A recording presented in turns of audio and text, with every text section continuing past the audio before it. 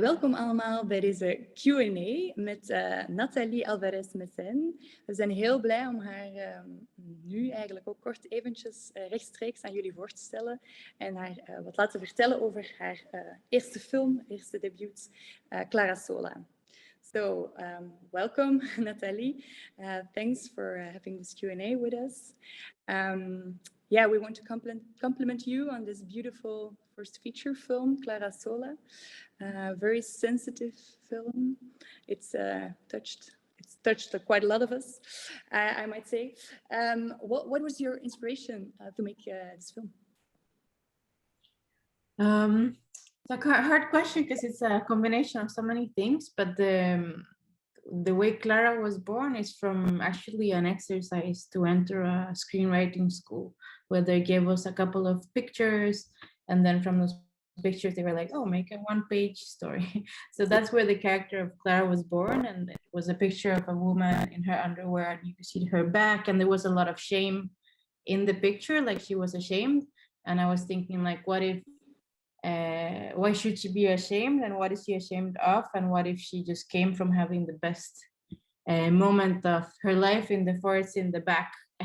So actually the masturbation scene with the fireflies was kind of the origin of the theme and the story and even the character, and the character was born a lot from like my want to tell about sexuality, my interest in nature, and then I also have a fascination with like magical realism and fantasy, and wanted to attach this like sexual awakening to the magical realism.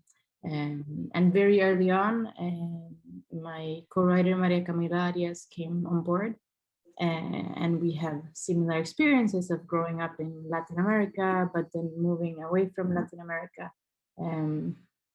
And be able to look back with that with a lot of love, but also like thinking of the religious and how it sometimes put a lot of borders and shame.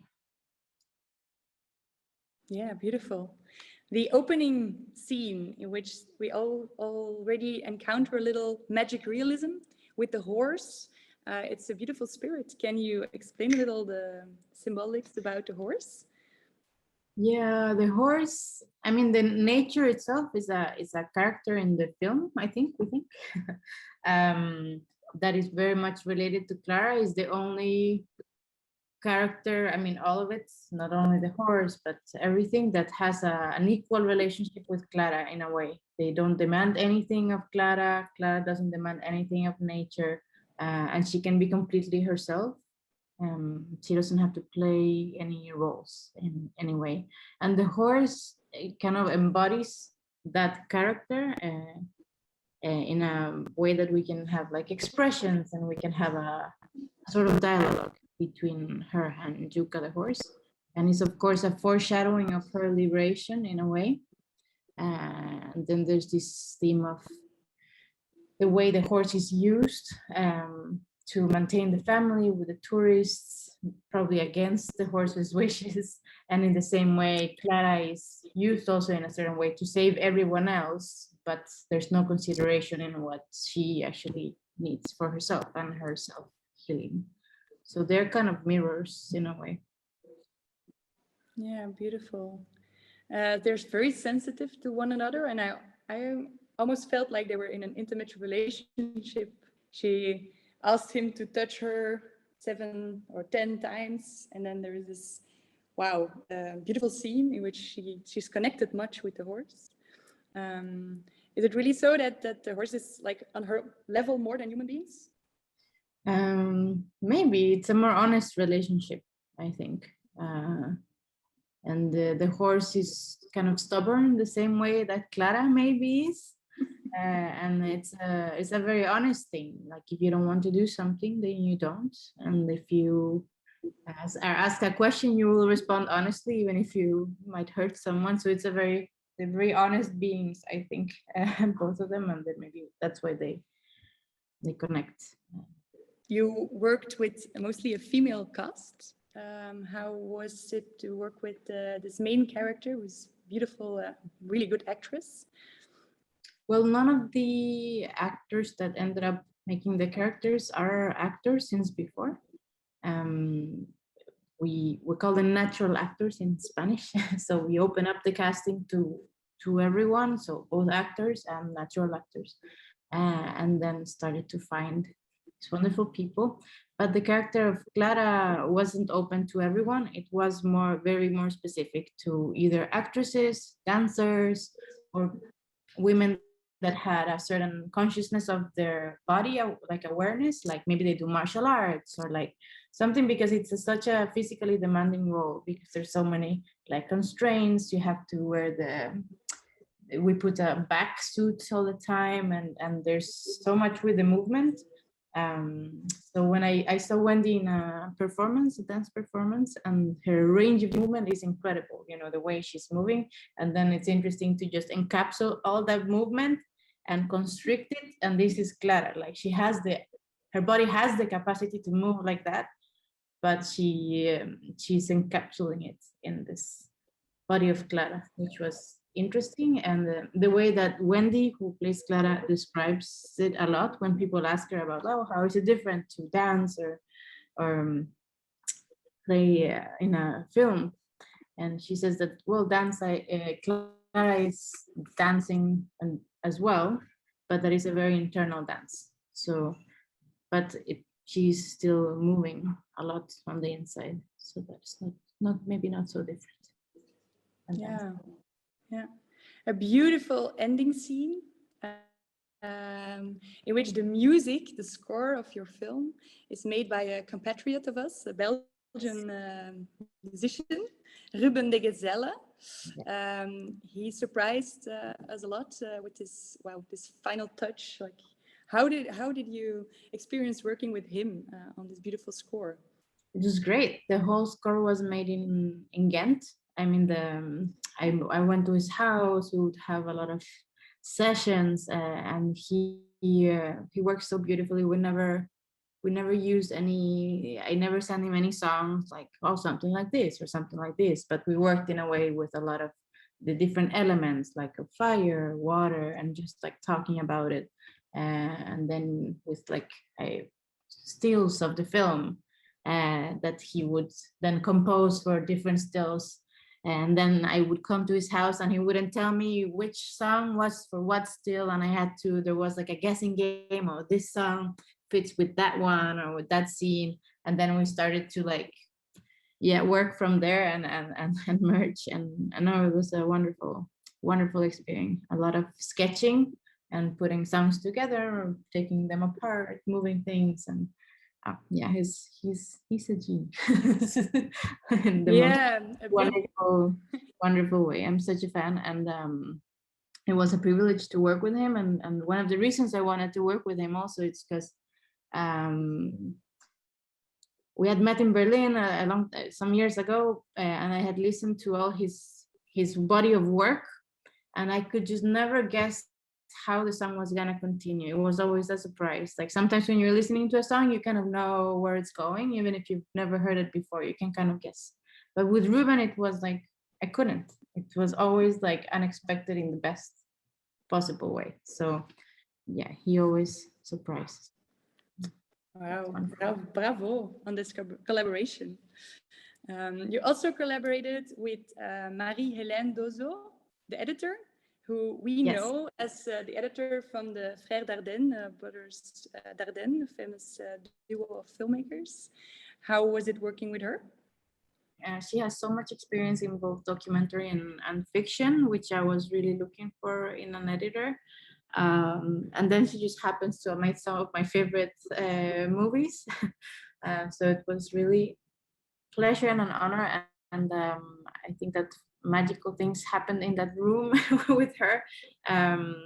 She's really like a poet of making like, I don't know, like poetry with the image. And it's not so much about understanding information, it's more about like the feeling. So I learned a lot working with her, and a lot of the magical realism that was, I mean, apart from what is in the story, there's the magical realism that the characters are understanding, that Clara knows about, the beetle, the back, these little moments in the story. But then there's the other kind of magical realism that has to do more with the poetry of the editing and the music, and that is more for the audience and how we choose to express this story, and that comes from very much from Marie-Hélène, and also in combination with Ruben. Some of the songs were there when we were editing, and then we could like work it in together, so they kind of fed each other in a way. No, it was wonderful. At the end of the film, we saw your film was dedicated to Ophir Leon. Is he also Latin American, or can you say maybe something about it? Yeah, she is a Colombian dancer and actress that I met growing up, and that actually Wendy, who plays Clara, also had a close relationship too. This is a coincidence. Yeah, a person who also had at the end of her life a sickness that allowed her to move very freely like she usually did, and that kind of chose to leave this world for something else. Like she was too big for her own body in a way, and that's the way that Clara is for us. Like she's also almost too much for this world. Like she doesn't fit. She's so grand in a way. So yeah, so it was a wonderful experience to have with Wendy. I think it was a kind of also a healing process for both of us, and then for many of other people who saw the film that knew her in the theater community and dance community in Costa Rica, and some people in Colombia. So it's been a nice process together. Yes. Yeah, we didn't talk a lot about this breaking free from the social and sexual conventions. Maybe it's nice also to share a bit your idea about it and how this film is, like you said, now it's a healing process going through it. But you also noticed this religious part in Costa Rica that is withholding women to break free. Yes, and I think your film wants also to show this. Yes. Yeah, I mean the movie happens to be in Costa Rica, but this is a universal thing, I would say, because religion in general is an old thing, and the old traditions are often very patriarchal and don't leave a lot of space to be proud of yourself, and there's a lot of shaming within religious tradition in general, and especially for women. But then, yeah, this story does take place in a more Catholic country. We chose to portray the place. Yes, it's happening in Costa Rica, but it could be anywhere. I mean, in Latin America or a small town. It's a fictional place. And we wanted to tell the story more from in a house that is mostly inhabited by women.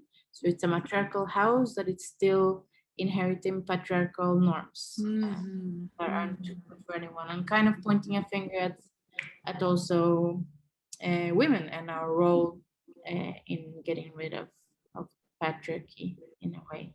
And that's why, yeah, it's mostly women that have the most power in this film, and that even there is a man, but he's not imposing any of these rules, and that was important for me in this portrayal. I think kind of an encouragement to create some internal revolutions and maybe look inward.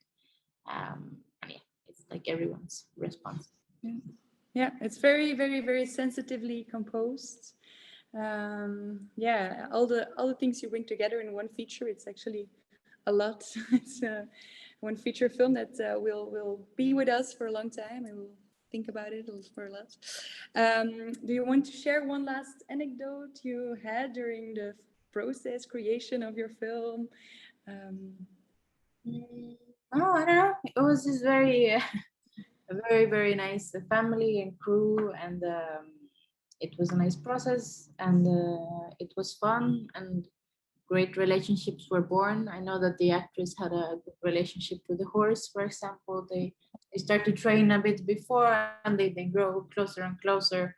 And I think they understood each other in a way. By the end, the horse ran away one time, but we solved it.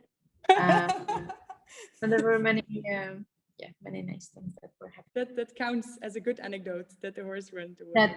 It was funny because the producers were on the other side of the house and we were shooting on the back, and then they just see this wonderful almost unicorn, like like, wait, where are the trainers? And then 6 people running after her. That was like in the beginning, towards the beginning of the shoot, but then slowly she became like used to us, and we understand how it's easier to work with the horse. You have to be just very careful. She's gigantic, but she thinks she's at the end of the chain, so she's scared. But then we get to know each other, so it's good. Yeah, it's really brave to bring a character like a horse as a character in your feature. It's well done. Yes, thank you also a lot, Nathalie, for this talk. And yes, good luck with your career. Good luck with everything you're up to now. And thanks again for this special feature. Thank you so much. Bye.